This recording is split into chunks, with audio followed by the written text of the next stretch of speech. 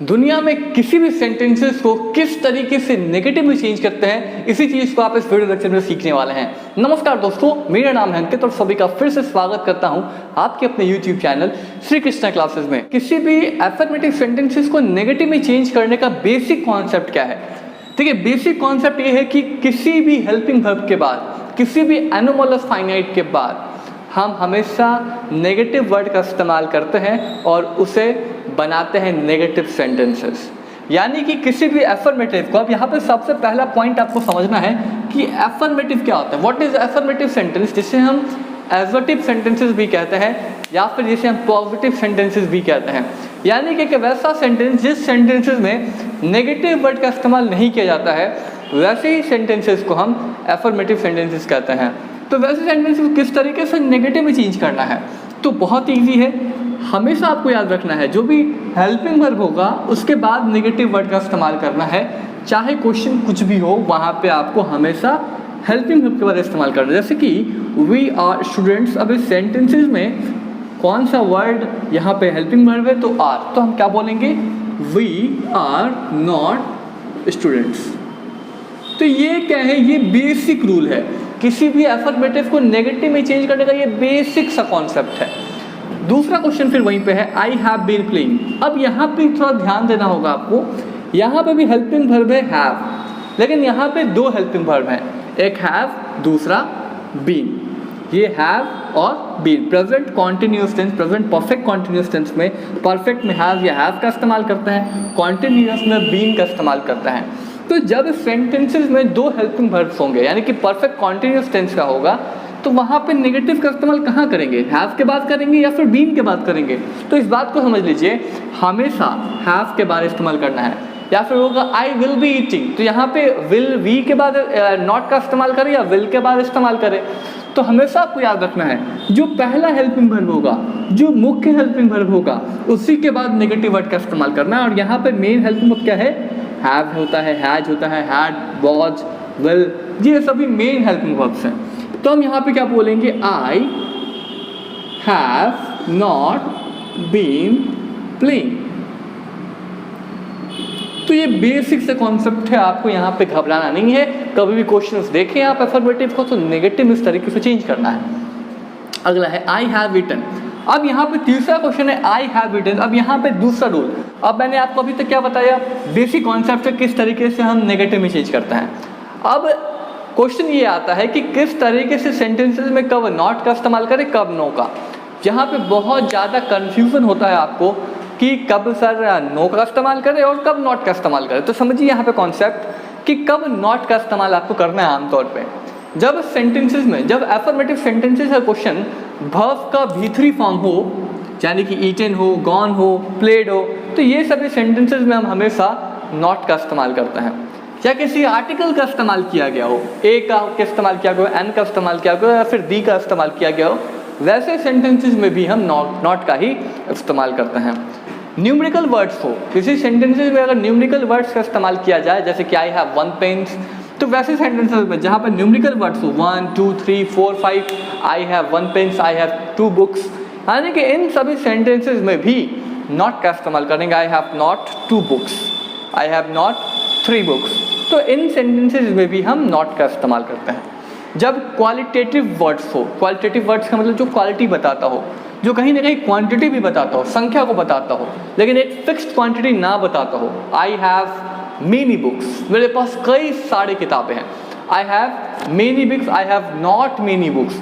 तो जब किसी सेंटेंसेस में क्वालिटेटिव वर्ड्स का इस्तेमाल किया जाए, मच, एनी, सम, ऐसे वर्ड्स का इस्तेमाल किया जाए, तो वैसे सेंटेंसेस में भी नॉट का इस्तेमाल करते हैं।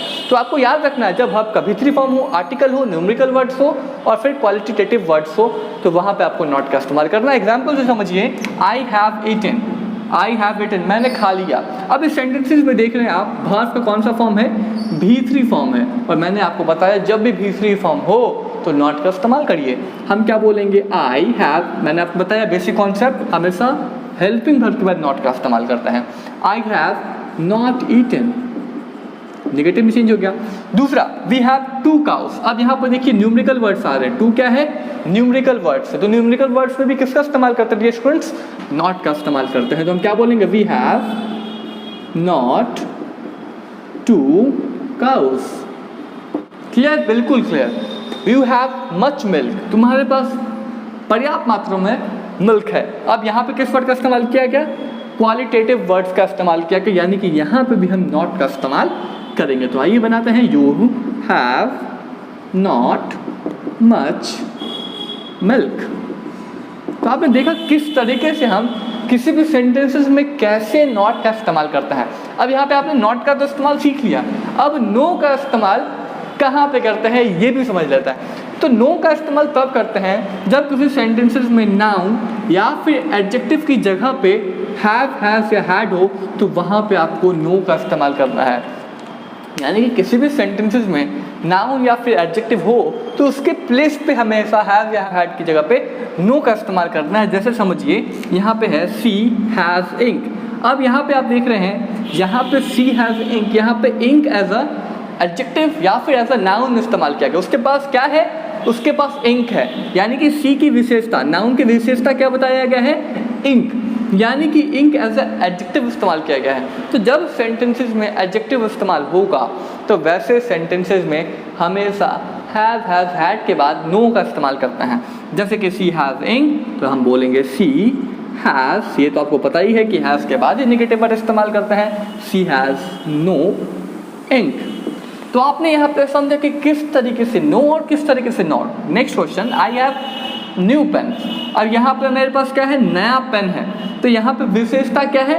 न्यू, यानी कि एडजेक्टिव के तरीके से इस्तेमाल हुआ है, यानी कि यहाँ पे हैव और हैव के बाद नो का इस्तेमाल करेंगे क्योंकि एडजेक्टिव इस्तेमाल हुआ है। I have no new pens.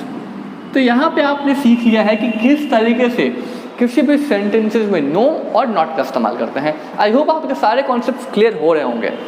Next जो टाइप है वो समझते हैं। नेक्स्ट रूल है नेगेटिव सेंटेंसेस को बनाने का। वो क्या है?